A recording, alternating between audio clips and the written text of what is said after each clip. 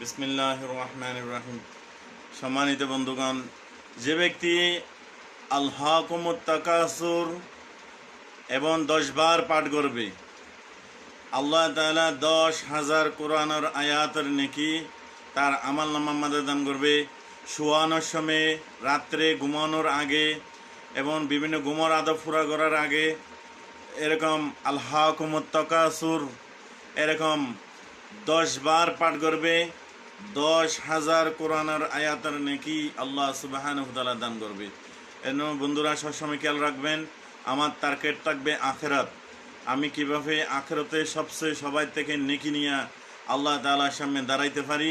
এই সময় আমার হালাল রিজিক খাইতে হবে, হালাল মোতাবেক চলতে হবে এবং হালাল হারাম তমিজ করে চলতে হবে। তখন আমার আমলগুলো আল্লাহ তাআলার কাছে গ্রহণযোগ্য হবে। এই জন্য আলহাকুমুত তাকাসুর 10 বার পাঠ করবেন।